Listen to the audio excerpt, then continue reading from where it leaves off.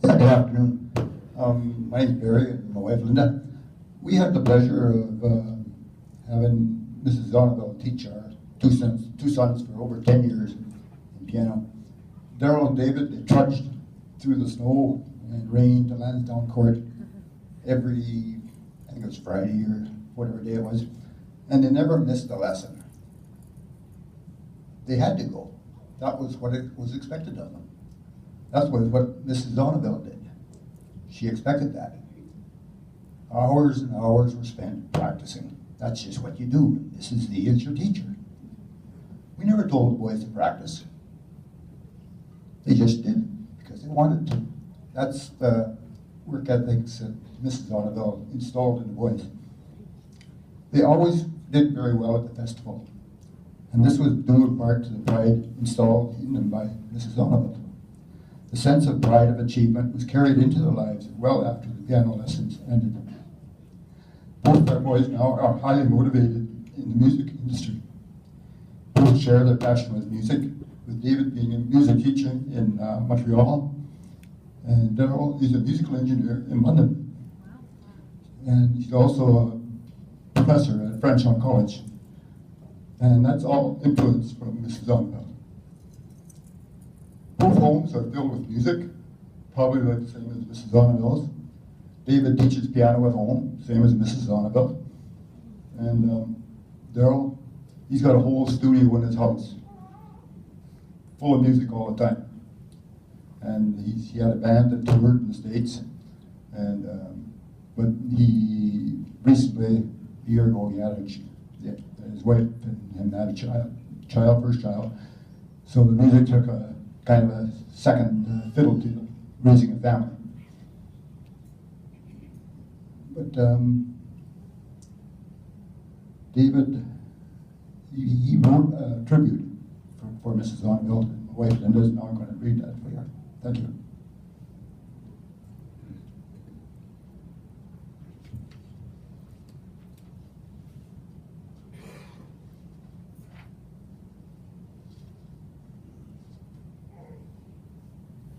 Good afternoon, everyone. It's wonderful to see a beautiful crowd here. That's the legacy of Mrs. Zonneveld. Can everybody hear me? Yeah. Thank you. After I read and reflected on David's letter, I realized the impact that Mrs. Zonneveld had on the lives of our sons. It's not just about her passion of music, but also her passion to share and to teach. And through her influence to the boys, I realized that the call to teach is a beckoning of the soul. One beckons not just to an occupation or a career, but one is beckoned to a path of transformation and a path to a soul evolving life. And for that, thank you, Marion. Now I'm going to read what David wrote. A life is filled with countless relationships. The one I shared with Marion Zonneveld was, perhaps, the most common type of relationship she knew, that of a piano teacher and student. I can only guess at the number of piano students Mrs. Zonneveld taught during her lifetime. But I would think it's safe to say it is in the hundreds. And yet, despite the large number of children that came in and out of Marion and Bill's house on Lansdowne Court, the seemingly commonness of our relationship, it was anything but ordinary for me.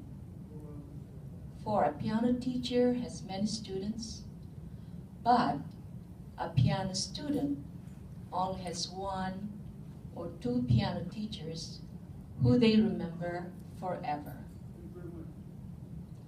Mrs. Zonneveld and I spent an hour together each week for 10 years between 1984 and 1994. With patience, attention, and great care, she guided me from the flyer in the Lila Fletcher's Piano Course Book 1 to Bach's Prelude and Fugue in C minor. Those were 10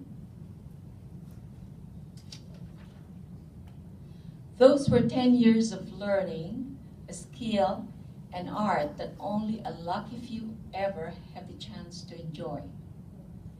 Preparing for exams, recitals, and festivals that tested my nerves and prepared me for all manner of performances and presentations throughout my life.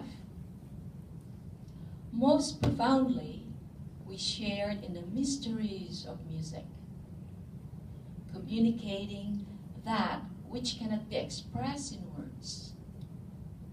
It is this last exercise which bonds the teacher and student most deeply.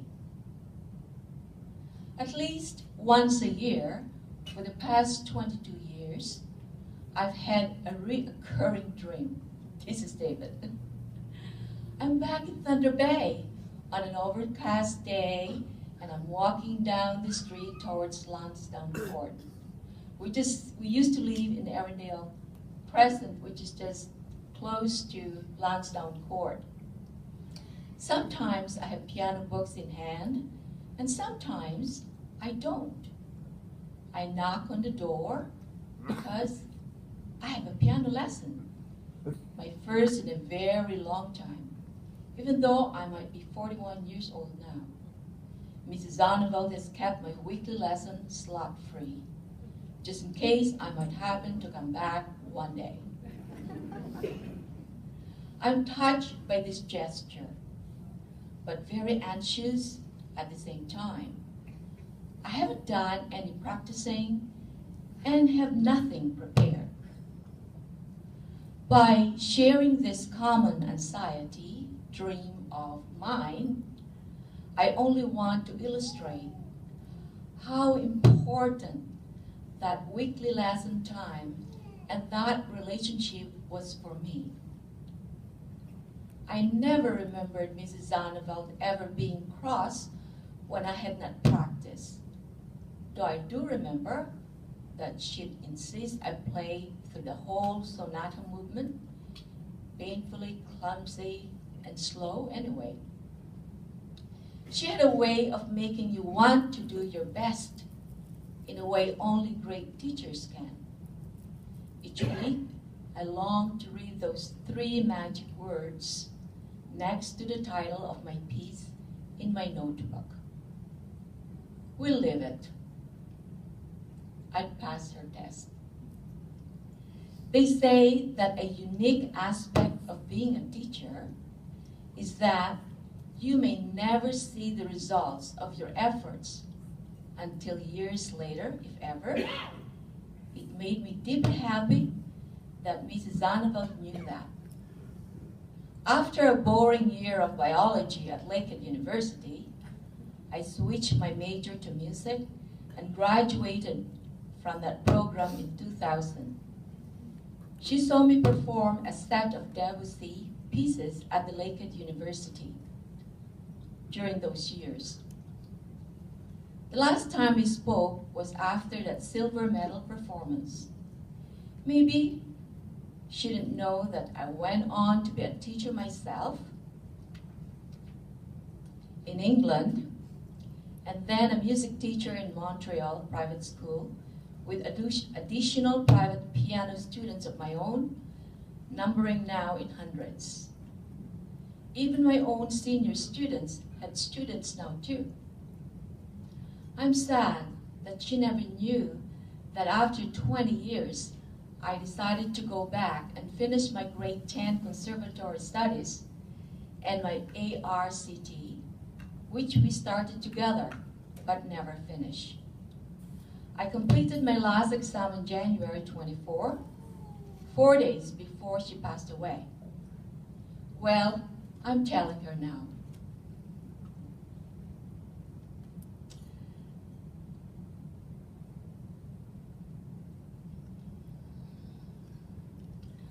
Amazingly, after all of these years, I'm still friends with several of Mrs. Zonneveld's other students, my brother among them. When we get together, it's not uncommon to hear us reminiscing about piano lessons with Mrs. Zonneveld, about how she would go to the kitchen to get some coffee or something in the middle of longer pieces, but how she was still able to call our wrong notes, and whether they were flat or sharp. About her calm and peaceful manner, the yin to the yang of Mrs. Zonneveld's dynamic, impassioned lessons, when she wasn't feeling well or was out of town. In private, I recall warm scenes of playing piano while Mrs. Zonneveld sits silently nearby, applying scented hand cream or making notes in my book. Most of all, I think of the legacy she passed down to many generations of pianists. I mark my first piano lesson with Mrs. Zonneveld as a major branch in my life, which steered me away from any number of alternate, less musical, less fulfilling destinies, and made my whole life much more colorful, emotional, and wondrous. When I think about all of Mrs. Zonneveld's other students, all of my other students, and their students in turn, the effect is staggering. Hers is a life that will be felt for generations to come. To Mrs. Zonneveld, on behalf of all of her piano students, thank you.